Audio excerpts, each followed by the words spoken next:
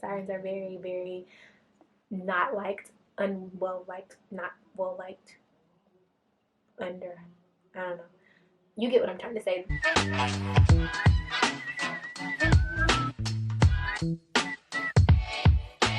A, B, C, D, E, F, G.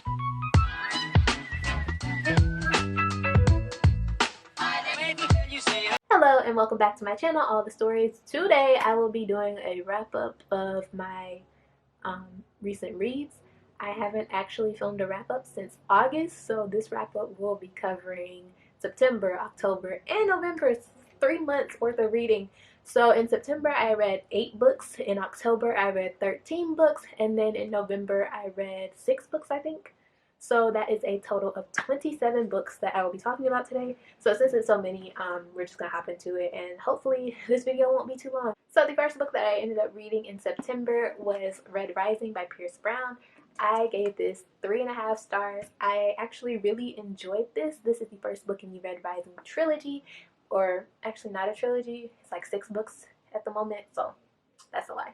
But this is the first book, and I really enjoyed it. This is an adult sci-fi following our main character, Darrow. I don't know, I kind of stuck between 3.5 and 4, but the only reason I didn't give it a higher rating is because it wasn't what I expected, but not in a bad way, just it wasn't what I was expecting. So the plot of this book is, like I said, following our character Darrow, and it has a caste system in this world, and they're assigned colors, and the lowest caste, the lowest color are reds. They are like the bottom of the bottom, and Darrow is a red, and the highest caste are the golds, and Darrow has just had something terrible happen to him, so he kind of wants to destroy the caste system. So he does this by infiltrating the golds. He becomes a gold and is going to take them down from the inside. However, it is kind of like a magic school, sci-fi magic school trope kind of happening in the first book, and I knew it was a school setting, but it wasn't what I expected, because the majority of the book is taken up by this. It's kind of like a game. It's kind of like Percy Jackson Capture the Flag meets the Hunger Games. That's actually a pretty good description, I think. So that kind of threw me off, and I kind of lost interest in like the whole Capture the Flag type game they had going on for most of the book. I didn't know that was going to be the entire plot of the first book, so I kind of lost a little bit of interest in that. I thought, you know, that something else was going to happen in the book, and that was the plot of the whole book. So the end of this book, something does happen, and I'm really excited to see what the second book has going on, because I think that will, like the way the first book ended, makes me think that the second book will be more something that I would give 5 stars to. But this was actually very good. I did love all the characters and the plot. I did enjoy it, so I can't wait to start Golden Sun. So the next book that I read was Jade War. This is book 2 in the Greenbone saga, and I gave this 4 stars. The first book I gave 5 stars. I love Jade City. It was one of my favorites that I read this year, and I was really excited for Jade War, and I love this book. It did not disappoint. I gave it 4 stars because it was a little slower than the first one. It still had a lot of action going on, but there was a lot more politics in this one than the first one. But I do enjoy politics in books. It was just a little slower, so I took off a star, but I still really enjoyed this. Can't wait for the last book, Jade Legacy, which comes out next year. It follows 3 main characters, essentially, in the first book at least. And they are all siblings. You have Lon, Hilo, and Shay, and they are 3 siblings. And this world is kind of like a mafia family type world, where these families rule the city. And these 3 siblings belong to the Cow family, which is one of the families that rule the island of Kekon. And it's just about them ruling this island, and them having to fight off their rivals, and all this politics and maneuvering and like espionage and like all the things that are happening. And it's so good, and I highly enjoyed it. If you like mafia movies like The Godfather and things, but you also like fantasy books, this will be a great book for you. It is an adult fantasy book, and it has magic, but it also has this kind of criminal family aspect to it that was very good. The next book that I read in September was Raybearer by Jordan Aflanco, a YA fantasy story that is kind of inspired by African mythology, so it was really good. It's also a debut novel, and Jordan Aflanco did such a great job crafting this world. The world was so intricate, and the magic system was very interesting, and the I don't know how to say this, like the royal family and the council that assists the royal family with ruling, that whole system was very interesting and very different. I hadn't read anything like it before, and I really enjoyed this. This was a great debut, and I highly recommend it. Again, this is a YA fantasy story, and it follows our main character, Terasai, as she is trying to become a member of the Prince's Council because her mother has plans for her. And once she joins the Prince's Council, she wants her to kill the prince. So the next book I read in September was The Prince on Paper, which is book 3 in the Reluctant Royals trilogy by Alyssa Cole. And I love this series so much. I ended up giving this book 4 stars. I really enjoyed this one. It follows, our main character is falling in love. He is not with a prince named, I forgot his name. Not important. It's not. It's really not. Um, but anyways, he is kind of a prince, but kind of not. He's like the step brother to the royal family. Like his mom married into the royal family. She married the king, so he's like a prince on paper, but he's not actually a prince. But it's following a romance between this girl and that character, and it was really good, really cute. They have like weird nicknames for each other, and the whole relation. She's like very innocent, and he's like the playboy, media bad boy prince, and it was good. It was just good. So if you like romance and royal romances in specific, I would highly recommend the Reluctant Royal series. Next, I read A Song of Race and Ruins by Roseanne Brown. This is another YA royalty fantasy. So this one I gave 4 stars as well. The reason I gave this one 4 stars is because it was a little touch and go, a little start and stop. It was a little slow, and then it picked up, and then it was slow again. But overall, it was really good, and I can't wait to see where the second book went. And I really enjoyed the way the author, this is a debut book as well, I really enjoyed the way the author kind of brought in these tropes that are very, very prevalent in YA fantasy, and she kind of like flipped them and put her own spin on them. It was really well done, and I really can't wait to see where she goes with the series because it was so good. But this is basically a kind of hate to love, kind of enemies to lovers fantasy book where we're following a main character who is a princess, and her mother is killed, and she finds a spell that will help her raise her mother from the dead. And the way she has to do that is to take the heart of a prince, no, take the heart of a king. And then there's this boy whose sister has been kidnapped, and the only way he can get her back is if he kills the queen or the princess. Our main character decides that there's this big tradition, this big festival coming up, and there's always a competition during the festival. So the winner of the competition, she decides, will become her husband, therefore that will elevate him to the status of a king, so she can then kill him. So the boy whose sister has been kidnapped enters the competition so he could get close to the queen so he could kill her. So it's kind of this whole they're both trying to kill each other thing. And of course, they fall in love after that because who wouldn't want to fall in love with someone who's trying to kill them? I mean, honestly. So September was also the month that I read Cray by Tracy Wolff. This one was a good time. I gave this 5 stars. I was living my best teenage vampire high school boarding school fantasy life reading this book, and it just took me back to middle school when I was obsessed with Twilight. So I had a good time reading this. This book takes place at a boarding school where all these supernatural creatures go to high school. There are dragon shifters, werewolves, vampires, and witches. I mean, come on. It was so good, so much drama, angst, everything I enjoy in my YA werewolf vampire fantasies. So our main character is human, and her love interest is a vampire, but it's also kind of sort of a love triangle. There's like this dragon shifter boy as well, but you all know how YA love triangles go. It's very obvious who she's going to pick. So I really enjoyed this one. The sequel Crave has, no, this is Crave, just kidding. The sequel Crush came out in October, I believe, or the end of September. It may have been, I think it was the end of September. And I have started that. I haven't finished it yet, but I'm really excited about it. So next I read A Song Below Water by Bethany Morrow, and I was really sad about this book. I gave it 3 stars. However, I was kind of disappointed. This is one of my most anticipated books of the year. It follows our main character who is a siren and her best friend. There are a bunch of other different magical creatures in this world, but sirens are kind of looked down upon, and all sirens are black women. There's the only race of people that are sirens. Over the course of the story, a girl is killed and it makes news. She's killed, I think, by her boyfriend, or she kills her boyfriend. Anyways, there's a trial going on, and she is accused of being a siren. There's a lot of like media attention going around this court case, and it's just following our main character dealing with all this media attention, her being a siren, no one knowing. And there's also this kind of like people disappearing murder mystery going on as well. So I was really excited for this, and not that it wasn't good, it was good, but it was very slow, and there were very much I actually started this book months ago, and I put it down for like 2 months before I picked it back up. So it was not holding my attention at all. And I don't know, I was just really excited for this one, and it kind of let me down. But overall, I did finish it, and it still was like a 3-star read, like a low 3-star read. But I would give the author another shot. She is releasing a second book next year set in this world. It follows a character that is a side character in this book. And I will insert the picture here because the cover is just as gorgeous as this cover. But I will read that one, but this one just didn't click with me. But moving on to a book that absolutely did click with me, I read also The Rage of Dragons in September, or should I say I reread The Rage of Dragons in September, and again, it was still 5 stars, nothing new. I love this book, we all know it.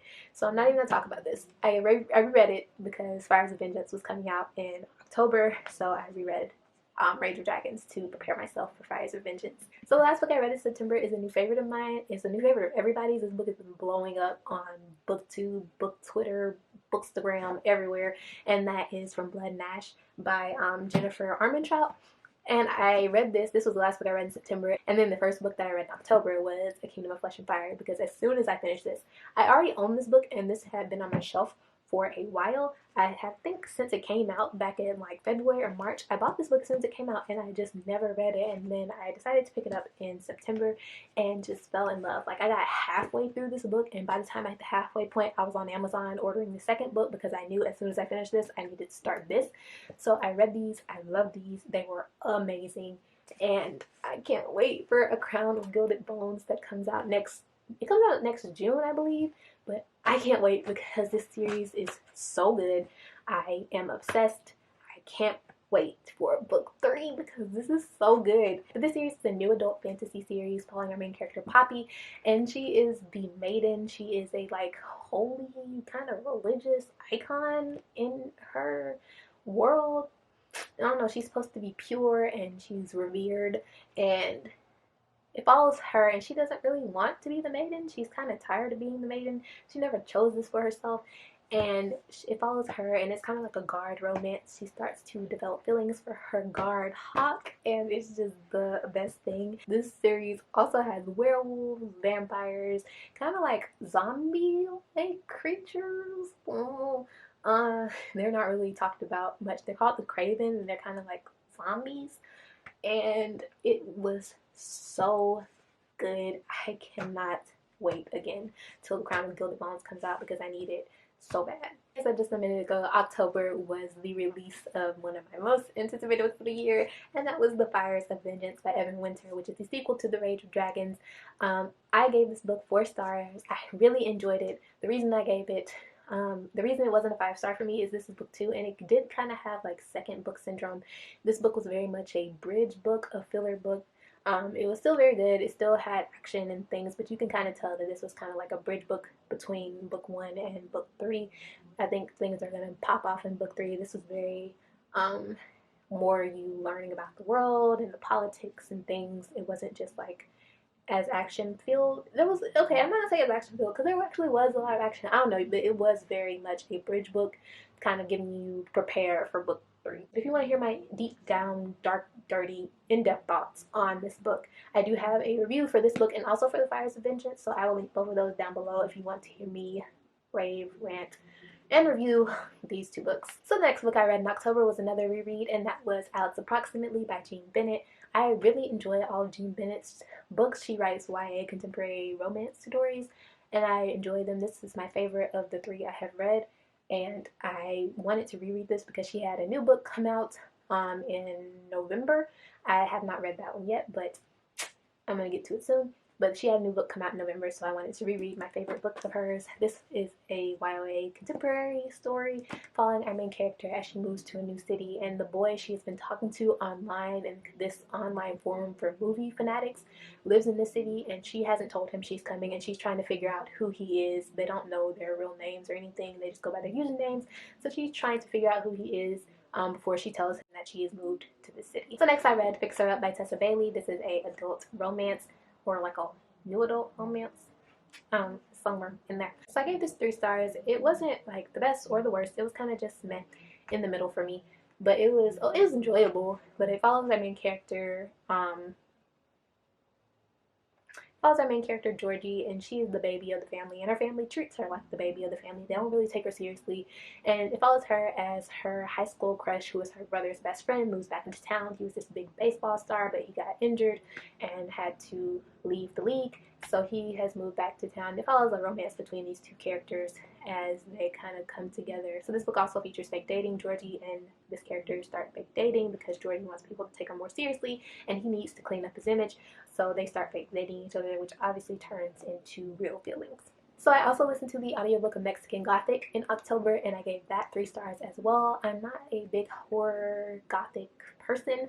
I am a big baby when it comes to scary things, so I don't watch scary movies, I don't read scary books, but I did read Mexican Gothic because it was the Busy Bee book club pick, and I actually really enjoyed it. It was my favorite. It wasn't actually very scary, so I was happy about that. I wasn't scared or anything, but it was creepy. It wasn't scary, it was creepy.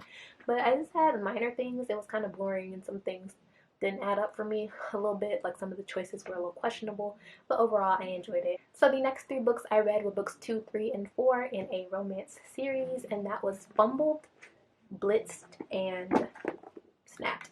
I don't have my copy of Fumbled because I lent it to my mom because she likes romance books. So I lent her my copy, so she is starting the series, but this is book 3 and book 4. So the first book in the series, Intercepted, I read that last year. I really enjoyed it. So I just decided to continue on with the series in October. So I read Fumbled, and I really enjoyed Fumbled. I gave it 4.5 out of 5 stars. It was a good time. It follows our main character, Poppy, who is like a mom, and she had a kid in high school, and she runs into her baby daddy and while she is at work, and he has become this big football star, and she runs into him, and he finds out that they had a kid together because he never knew that she was pregnant, and because she never told him. So it follows them as they kind of rekindle their high school romance, and he finds out he's a dad, and it was really good. I enjoyed it. Gave it 4.5 stars. So then we moved on to Blitzed, which was the 3rd book in the series. I was enjoying this up until like the last 100 pages, and the last 100 pages ruined this for me. To be honest, I gave this 2 stars. I really disliked the conflict that was introduced at the end. It was so unnecessary. It was so stupid. I just hated the conflict, so I gave this 2 stars. It was dumb, honestly. Like, it was the thing where someone tells the main character something about the character they're dating or into, and they believe it, and he has given her no reason to believe this of him. He has done the opposite, and instead of just asking him, she just accuses him of it and breaks up with him, and it was so dumb. I I hate when that happens in romance books. I hate the whole unnecessary drama at the end that was there just so there's a conflict.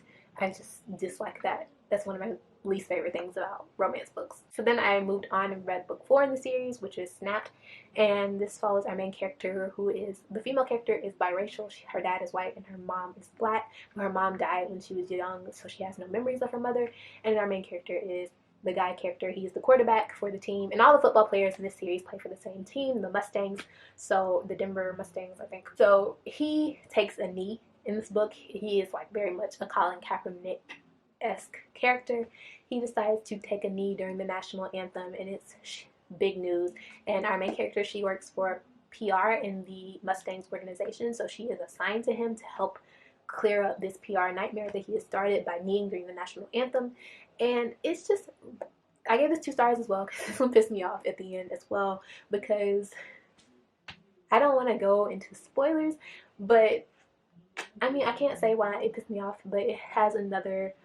She is half black, and by her own accounts, she looks like she could be full black. She doesn't, by I think the exact words in the book were, she doesn't look like your typical mixed girl with the light skin and the curly hair. She said she looks exactly like her black mom.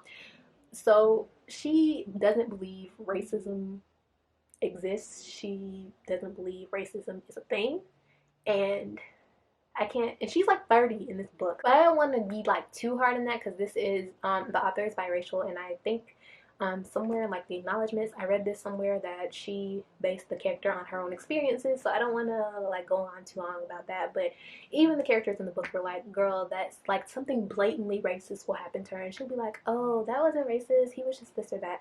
So that kind of messed me up. And then the main character is a black guy. He is kneeling for the anthem. He is very, very, very passionate about this social issue, how black people are being treated, and specifically how the league treats their black players or their players in general.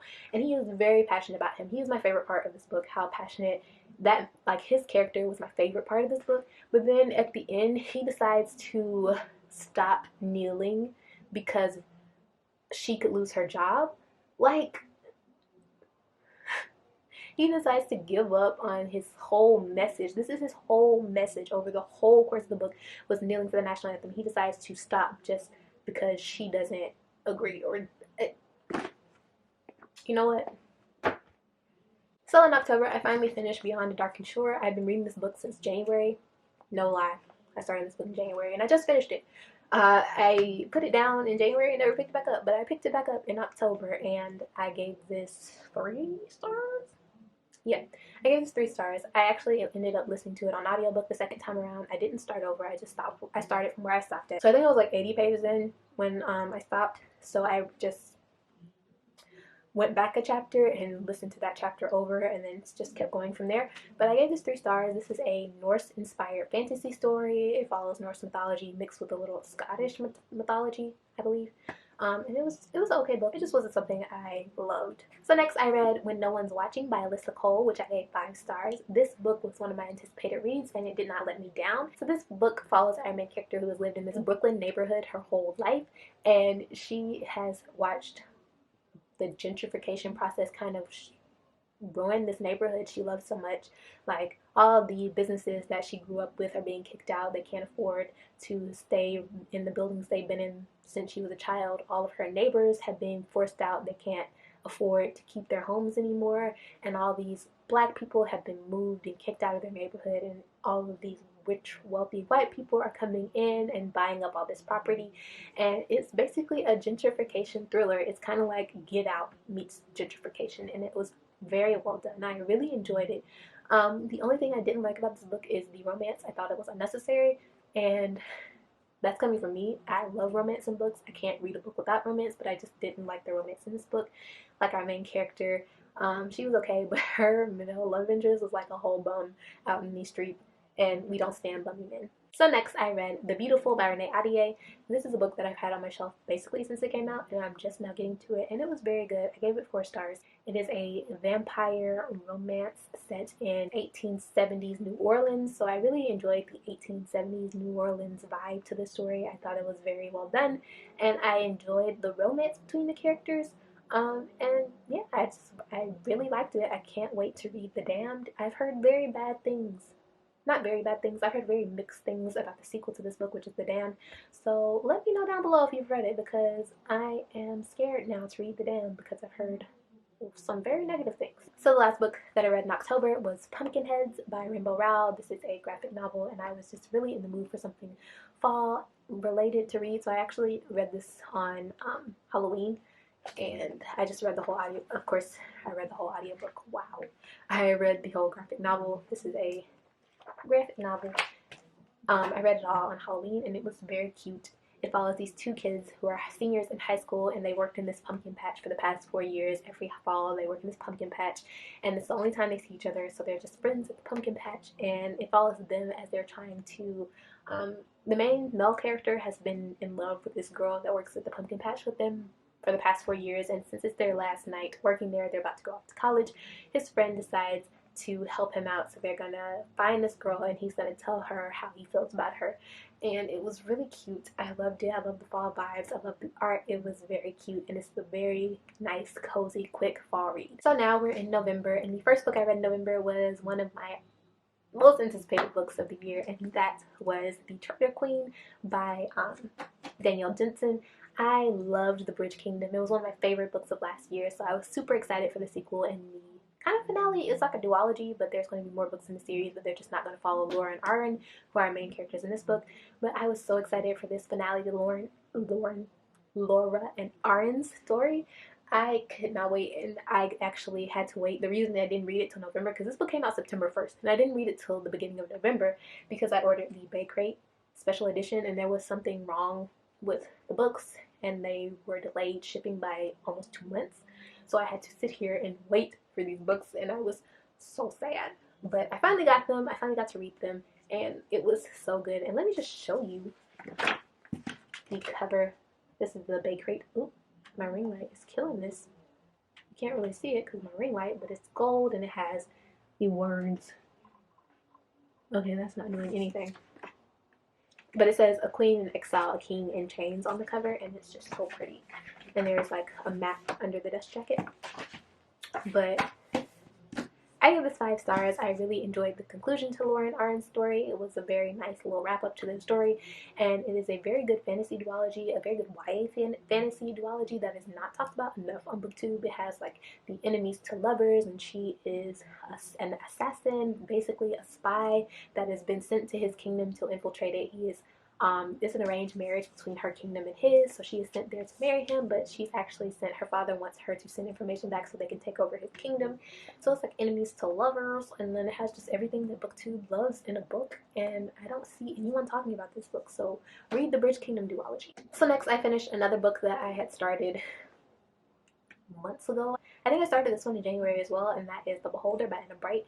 I gave this 3. This was like a low 3 for me. Like, it was so slow. The beginning was so slow, and it didn't pick up till like over halfway through the book, and that's what made me put it down the first time. But once you got past the slow part, it was an okay book. It still wasn't amazing, so that's why it's like a low 3, maybe even a 2 if I'm being honest. So this book, it was just a slow start, and it was meh. I don't even want to talk about it. Following the theme of me finishing books that I started forever ago, I read The Bone Witch by Rinka Pecho, or I finished The Bone Witch by Rinka Pecho, which was a book that I started back in June. I ended up giving it 4.5 stars. I really enjoyed this one. It was so good, and it follows our main character, who is like a necromancer. I think that's the word. She's a bone witch. That's what they're called, bone witches. Wow. Wow. She's a bone witch, and that means she can bring people back from the dead. And she discovers, this book's basically about her discovering her powers. She is sent away to learn how to master them. She meets a boy. She likes that boy. And it was just very, very good. Very different from a lot of YA fantasies. So next I read Burn For Me by Ileana Andrews. This is a new adult paranormal romance. I gave this book 4 stars. I ate this book up. I read it so fast, and I just couldn't with these characters. The romance was very good, and I highly recommend this if you like paranormal romances, because it was very well done. So next I read Jock, Rowe, which is another new adult romance. It follows these characters in college, and one of them is a baseball player. The male character is a baseball player, and it follows them falling in love with each other. And I really love this book. You want to know why I really love this book? The romance was cute and unproblematic. We love that. We love an unproblematic romance. There was no dumb conflict at the end. There was no unnecessary drama at the end that didn't need to be there, that didn't make sense. This book was very well done. 5 stars. And the last book that I read in November was All the Stars and Teeth, another book that I started forever ago. I started in March. I ended up giving this 4 stars. It was a nice pirate fantasy YA book, and I just really enjoyed it. Okay, I think I gave this 3.5 actually. 3.5? 4? Doesn't matter. Somewhere in there.